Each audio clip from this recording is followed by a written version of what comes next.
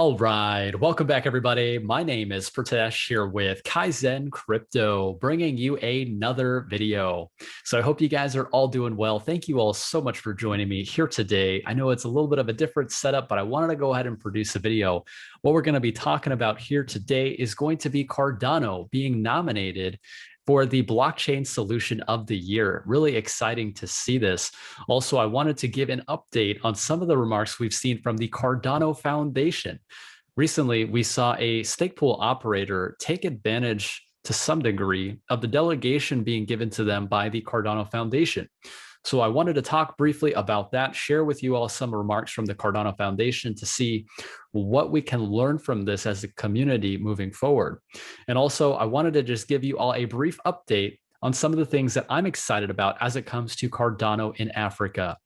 So lots of amazing things to talk about here in this video today. All that coming up right after our sponsor. Our sponsor for today's video is EcoPool, the sustainable stake pool. EcoPool is a Cardano stake pool taking part in securing the Cardano blockchain. Every month, they're helping to support charities to fight climate change and tackle environmental challenges by donating 30% of their pool fees for the planet.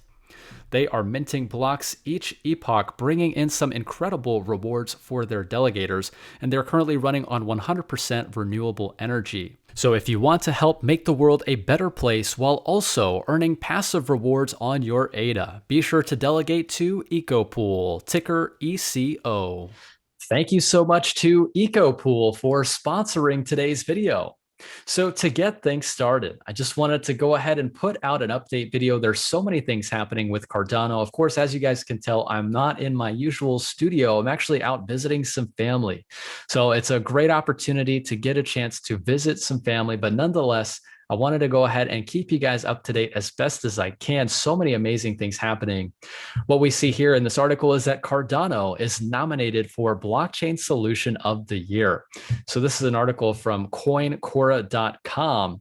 And what they said here is that AIBC Awards nominates Cardano for Blockchain Solution of the Year. Cardano is an emerging smart contract platform and third-generation blockchain project.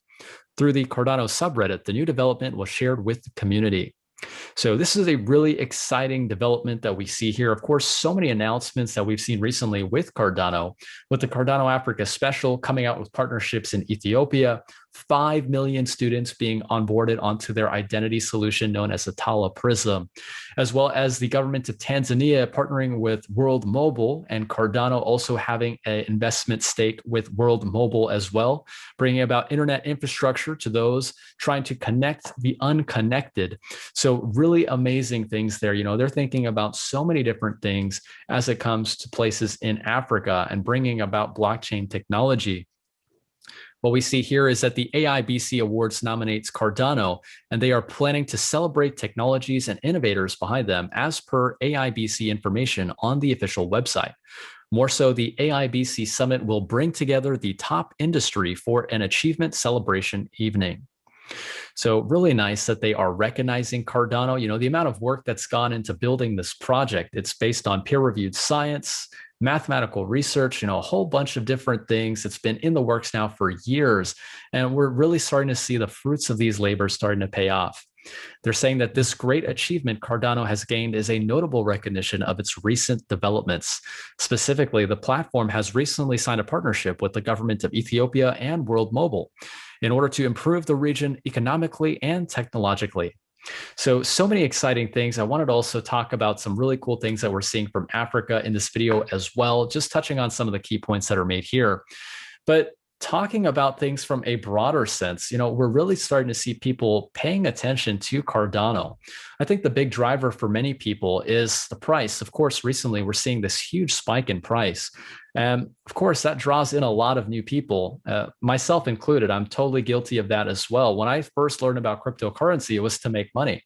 But what really kept me in the ecosystem and wanting to learn more about it is to see what is significant about this technology and why is it going to make a difference for people. And I see it, firsthand with the developments happening in Africa. So it's incredible to see this. I wanted to also point out that we see that Raoul Pal, who is the CEO of Real Vision and the global macro investor, just came out on Twitter and saying that he owns ADA.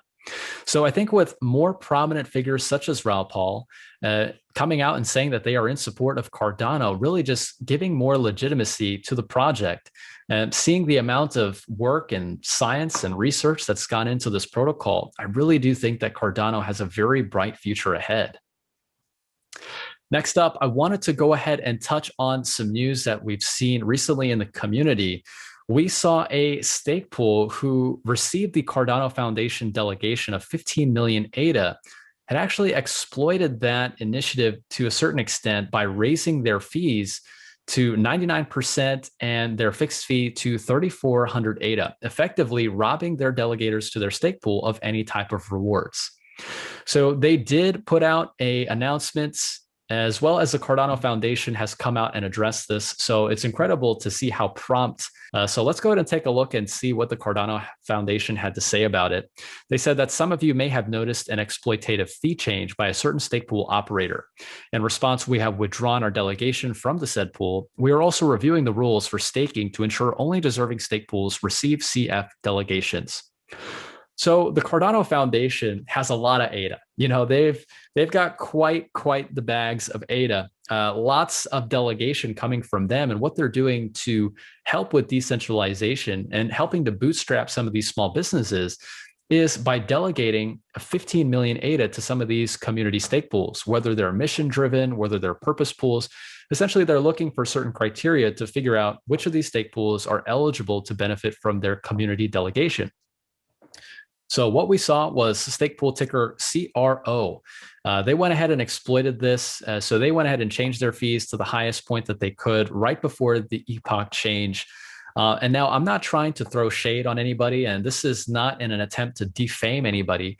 But what I want to do with this video is just share my thoughts and some things that we can learn from this as a community moving forward so that we don't have to see things like this happen again.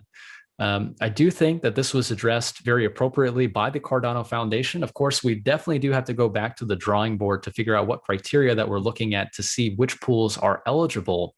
But I think, you know, this really just plays a testament as to why it pays dividends to look at your business if you are a stake pool operator from a longer term perspective, especially if you've been given a helping hand by somebody like the Cardano Foundation, one of the main pillars of Cardano. It definitely does pay to have integrity with these types of situations. So you definitely want to make sure that you are able to communicate with your stake pool operator. You know, it's a big benefit to be able to have that open line of communication and to be able to reach out if there's anything that you have a question about, or if there's anything that raises a red flag. Of course, we definitely do our best to do that with KAIZN stake pools. Of course, you guys know I do my best to maintain openness and transparency. I really do my best to help out with any questions from any of our delegators. So this is just something that we can all take from this and learn from it. I definitely try to find the positives in these types of situations. It's unfortunate what happened.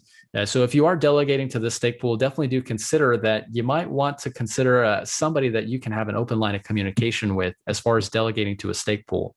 So let me know what you guys think about all this down in the comment section. I would love to know what you all have to say about this.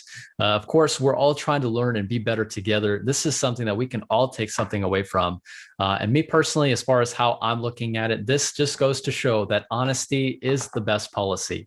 So whenever you're operating with anything like this, you want to make sure that you're maintaining a high level of integrity as it comes to running your business for the long run. So those are just some of my 2 cents. Let me know what you guys think. Please be sure to leave a comment down in the comment section.